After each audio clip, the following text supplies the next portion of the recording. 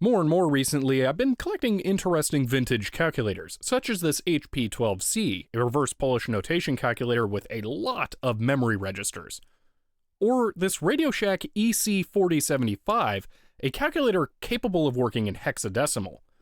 Or this Checkmate 1720 with its gorgeous bubble LEDs for the display. This is probably the closest you can get to a pocket-sized Nixie. But for today's topic, I have a different subject in mind. This is a Canon TP-8, released in 1982 as part of Canon's lineup of their Palm Printer series of calculators. I can hear your eyes rolling in the back of your head at the thought of a video on a portable adding machine, so before you leave, let me give you some context of why I think this thing's actually pretty cool. Today, if you were going to run a small business and wanted to give customers a printed receipt, you would use a computer. If it was 1983, the last year of production for this calculator, you would have choices like an IBM 5150, an Apple IIe, or a Commodore VIC-20. So let's say you went ahead and purchased the VIC-20, which would probably be the cheapest solution overall. You would still need to go out of your way and get a printer that was compatible with it, and possibly even a monitor. Although it was also likely that you would have used the included RF adapter to attach it to your television that you already had. But still, I think you get the idea of how this would be a more complicated, expensive, and inconvenient setup compared to just having a portable printer calculator in your pocket. Now, there were obviously desk-oriented adding machines that you'd plug into a wall and leave on your desk, but this offers a whole new realm of flexibility. I could see this having been very useful for a traveling salesman, handyman for hire, or someone running a stall at a local swap meet, so it definitely has its place. So at this point, I've made it pretty obvious why I think this thing is cool, and either you'll agree with me or not. Doesn't really matter. But at this point, you might be wondering why I haven't shown it running yet, and, well, before I do that, there are two things that I need. One is a little protection for the work surface, and the other is a little protection for me. Okay.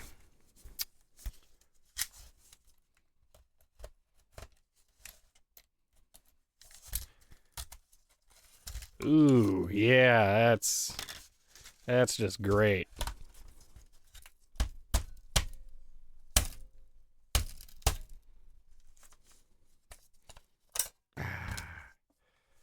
Wonderful.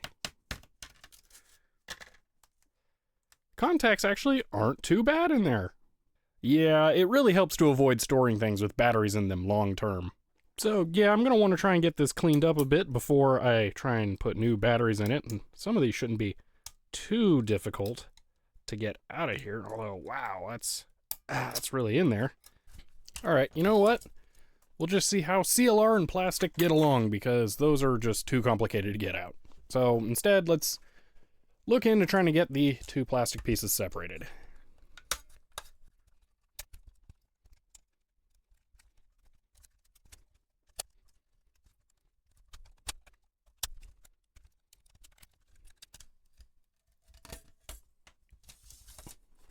Alrighty.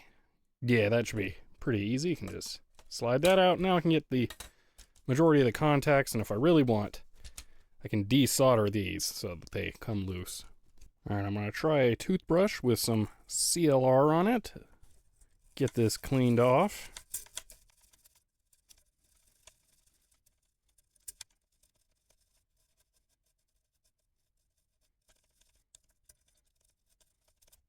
Ooh, that's looking a lot better.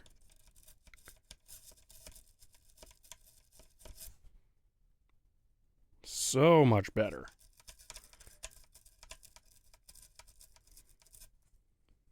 Let's move on to the other ones, and then I'll go ahead and rinse the whole thing off. Alright, now this one's definitely in pretty rough shape, so let's see how it does.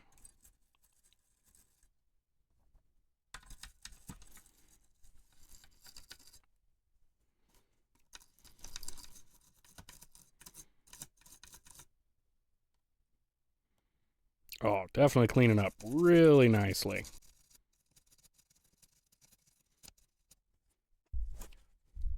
Let's go ahead and do the other contacts as well.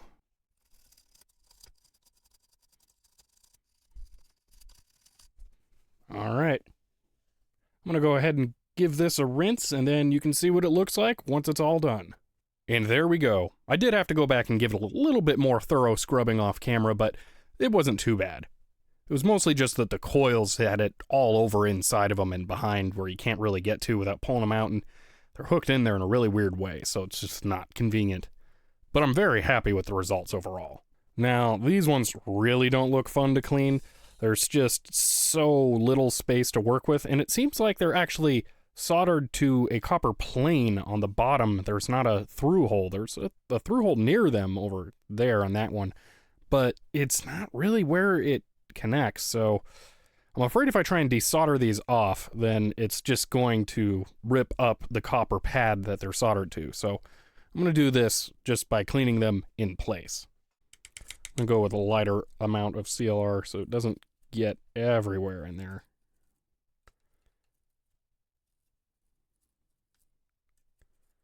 It's not really going to be fun to rinse off either. Oof. This part's just going to suck.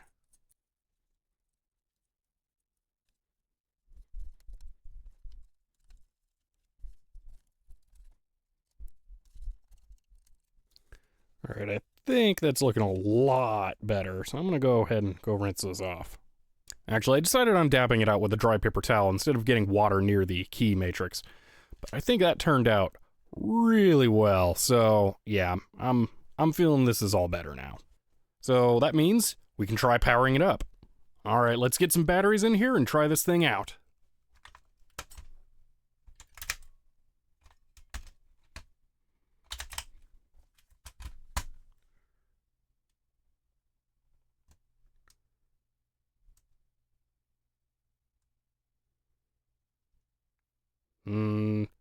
That's not good. Hopefully it's just dirty switches. Let's take it apart again and get a look at what's going on in there. Yeah, something seems really wrong with this thing. Kinda reminding me of the Unisonic calculator, but hopefully this time it is just the keypad. Yeah, let's tear it apart and find out, because pretty sure that's kind of messed up. Well, looking at the chips in here, we can see this thing is clearly brought to you by Mitsubishi, as they make the bulk of everything in here. We can also see it's a 2-layer board setup, so we're going to have to lift this bottom one out, which the key presses will be registering to. We got some kind of chips up here that might be responsible for being drivers for the matrix printer. Not happy about all these aluminum electrolytics and whatever's on the circuit board down here, although hopefully that's just coated with something, although it's not really on the chips, so don't know for sure. But yeah, I think it's worth starting by getting this up and looking at that.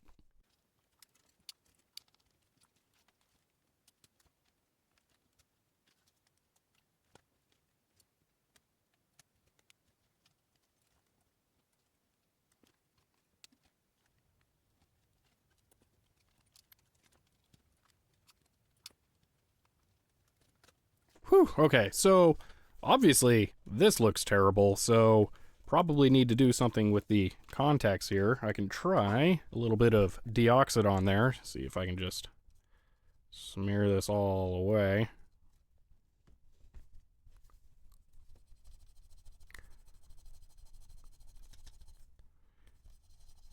Massive improvement.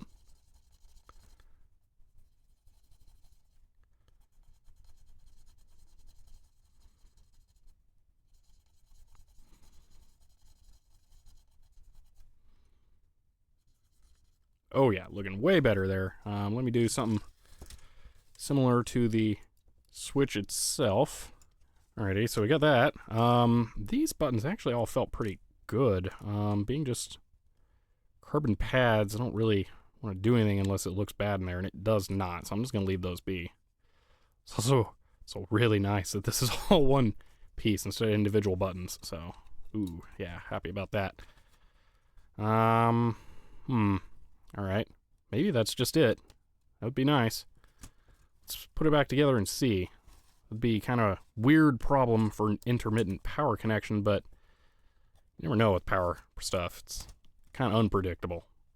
Okay, it's back together. It was kind of mandatory / safer to take the cover off for the VFD to get it back together, but here we go. That looks like a 0. 1 is 1. Oh, wow, okay, yes. Oh, yeah, got it fixed now. Sweet. Let's see, 6 plus 6 equals 12. Awesome. Yeah, okay. So it works. It's a bit filthy though still, so let me go ahead and give this a good scrub.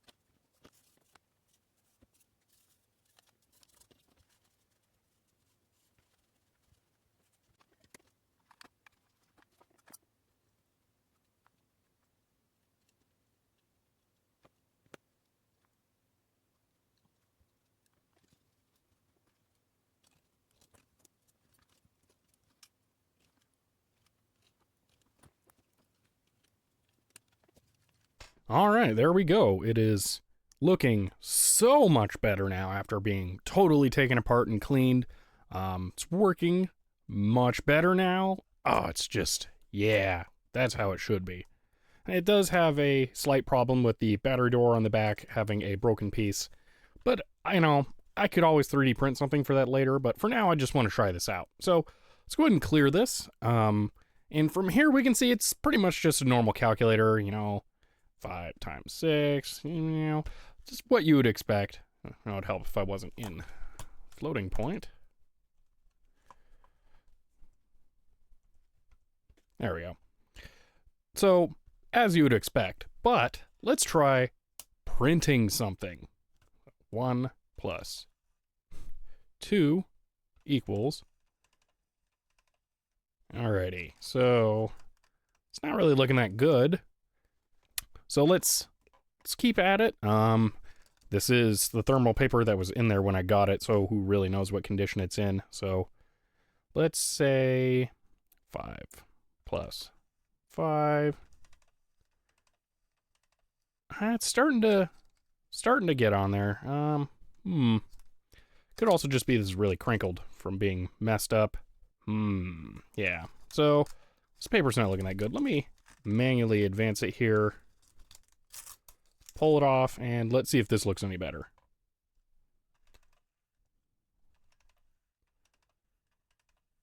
Yeah, 9 times 5, 45. It's not looking that great. You know what? Let's try some different paper.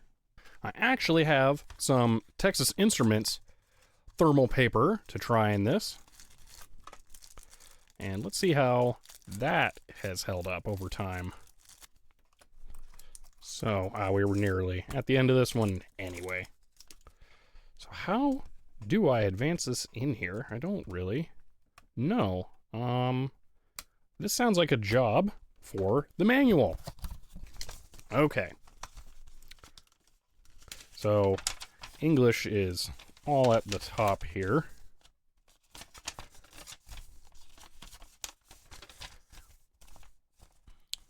Dry batteries.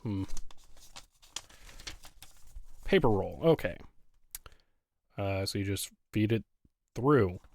Well, okay, I would have figured that. All right, I was hoping for something a little more specific. Can I even see it down in there? No. This isn't going to be easy. Oh, press. Yeah, yeah, it doesn't work. Into the slit, press. Really? Oh, getting something. There we go. Whew. All right.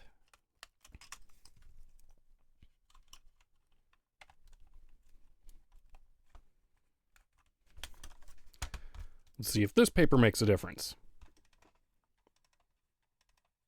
Oh, that definitely looks better. Yeah, that's much better looking. All right, so here's a much closer look at the printer mechanism in action. So I'm going to go ahead and do 8 times 3. Yeah, it's still not perfect. I'm wondering if perhaps it needs some pressure applied to the rear while it's going. Let's try that. So equals. Ooh, didn't like that. Let's just advance this a little bit, see what happens.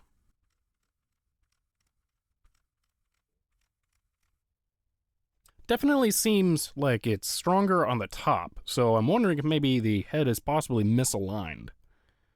So I feel like this should be really much stronger, although the paper's ancient, really. So it could just be that. I could try cutting a little bit off of the fax paper roll I'd used in my dot matrix typewriter video. So let me go do that and see what that looks like. Okay, so this shouldn't be too difficult. I can just reuse some of what I've already used on here as well. So I just need to match that or make it a little bit thinner.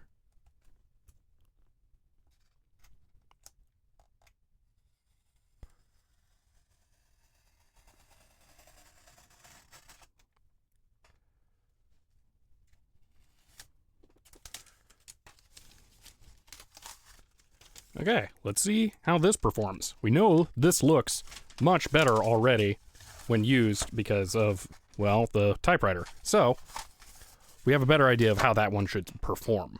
All right, again, this is the strip of much newer fax paper now. 8 times 8 equals... So, there's clearly some kind of alignment issue going on here. It's not just the paper, but this paper is clearly better as well. So, how can I get in there and fix that? Well, actually, that's looking pretty good now.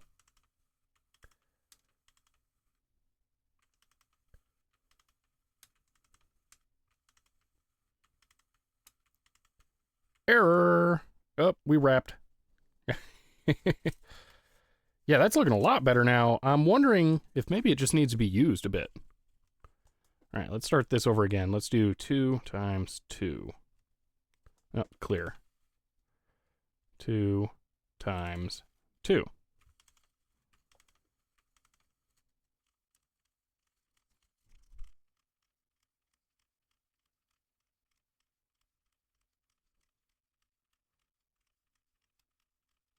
That's a lot more repeatable now.